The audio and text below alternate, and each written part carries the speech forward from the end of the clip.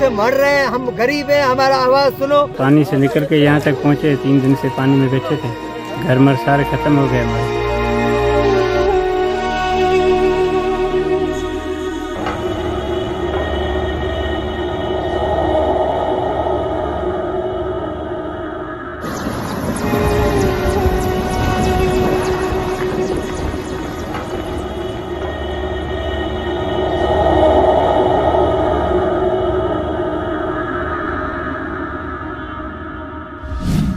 Medina हज़रात, आप सब जानते हैं कि पाकिस्तान इस वक्त चौमुखी लड़ रहा है। इसे सियासत की तबाहकारियों का सामना भी है और सैलाब ने भी रही सही कसर निकाल दी है। हम रोज़ाना सैलाब का तज़किरा करते हैं, मीडिया सुबह दोपहर शाम उसका ढंडोरा पीटता है।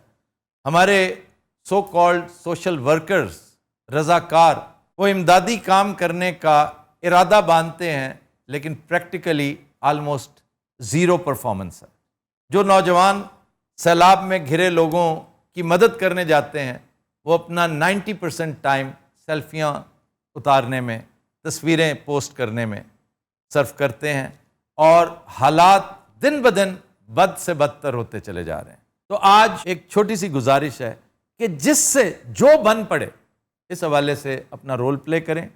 हम सियासी गर्दाब में तो घिरे हुए हैं, लेकिन सैलाब का जो मामला है इसने इंतहा की तबाही मचा रखी है। यानी लोगों के पास लाशें दफन करने की जगह नहीं है। लोग अपने प्यारों को दरिया बुर्द करते नजर आ रहे हैं। यानी दरिया सिंध 6 लाख क्यूसेक दे रहा है और उस पर मुस्तजाद कोह सुलेमान से आती हुई रोद कोही।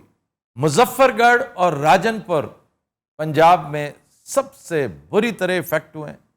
रुझान का इलाका, तौसा का इलाका एक बदतरीन शक्ल इख्तियार कर चुका है।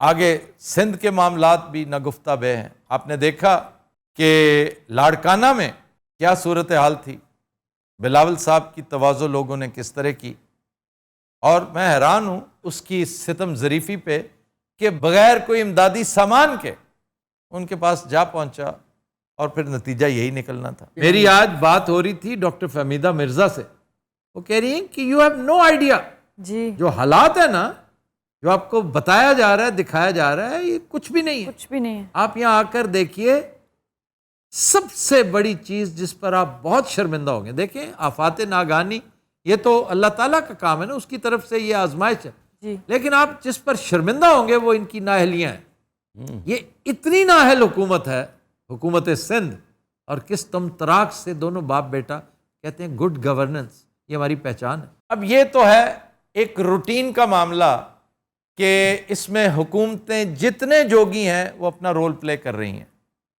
सबसे बड़ा किरदार एक बार फिर पाक फौज अदा कर रही है, क्योंकि बिल आखिर आपकी नज़र पाक फौज पे ही पड़ती है और इस पर हमें बड़ा फ़ख्र है कि पाक फौज ऐसे मामलात में क्राइसिस मैनेजमेंट वो सबसे अच्छा करती है और उसे करनी भी चाहिए।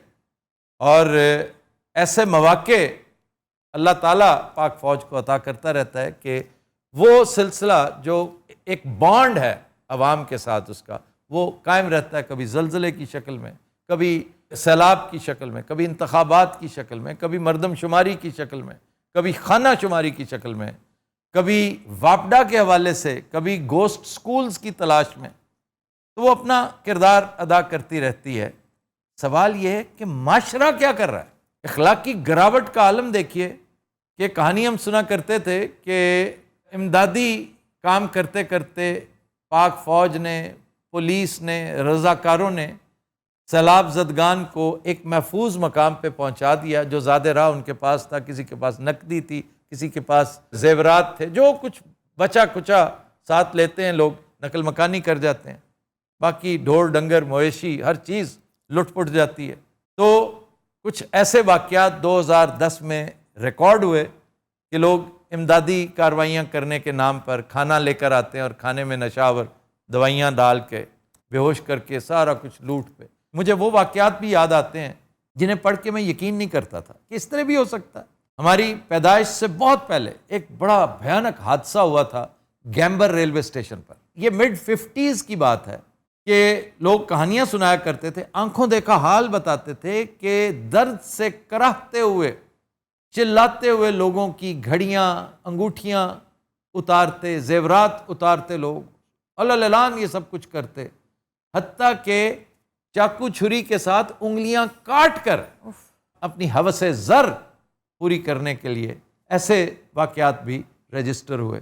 تو 2010 میں جو واقعہ ہوا اسے دیکھنے کے بعد یقین ہو جاتا ہے کہ ہم پوری صلاحیت رکھتے ہیں، یہ معاشرہ پوری صلاحیت رکھتا ہے اس طرح کی واردات کرنے، حالانکہ اسے سب ہیومن کہنا یعنی انسانیت کی سطح سے نیچے والی بات کہنا میں سمجھتا ہوں یوفیمزم ہے، یہ ان ہیومن ہے، اسے کسی طرح بھی انسانیت نہیں کہا جا سکتا۔ بدنصیبی دیکھیے کہ آج بھی یہی سلسلہ ہو رہا ہے، لوگ اپنی پرائیویٹ بوٹس پہ جاتے ہیں اور چیک کر رہے ہوتے ہیں کہ جو تارکین ہیں، جو مہاجر ہیں، جو وہاں سے نقل مکانی کر چکے ہیں، وہ اپنا کیا کیا اثاثہ پیچھے چھوڑ گئے۔ بھئی جو بوٹ اللہ نے تمہیں عطا کی، جو استطاعت، جو قوت، جو اسٹرینگتھ، جو انرجی دی، تم لوگوں کو کیوں نہیں بچا رہے؟ تم انہیں ریسکیو کیوں نہیں کر رہے؟ وہ جسے بکری بھی ملی ہے نا، وہ اسے اٹھا کے پھینکتا ہے اور شیر مادر کی طرح اس مال کو جو اسے مل رہا ہے وہ لے کر آ جاتا ہے۔ اور یہ سب کچھ سویلائزیشن سے 300 کلومیٹرز کے فاصلے پر، لاہور سے، ملتان سے کوئی لیٹ سے 150 کلومیٹرز کے فاصلے پہ ہو رہا ہے۔ تو ہم کس منہ سے کہتے ہیں کہ ہم ایک پڑھی لکھی باشعور قوم ہے؟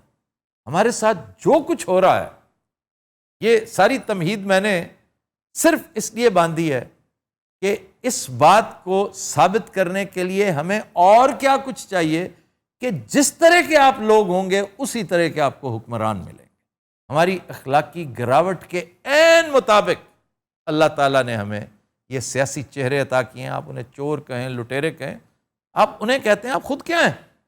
کبھی اس پہ غور کیا ہے؟ ان باتوں پہ غور و خوض ضرور کیجیے گا، کرنا تو پتہ نہیں ہم نے کچھ ہے یا نہیں، غور و خوض کرنے پہ تو کوئی محنت نہیں لگتی۔ ویلے تو ہم اکثر ہوتے ہیں، بجائے ویڈیو گیمز کھیلنے کے 2-4 دن اس پہ سوچیں کہ ہم ہیں کون اور کہاں کھڑے ہیں، اور ہمارے ساتھ جو ہو رہی ہے کیا ستھری نہیں ہو رہی؟ یہی کچھ ہم نے اپنے بچوں کو دے کے آگے جانا ہے۔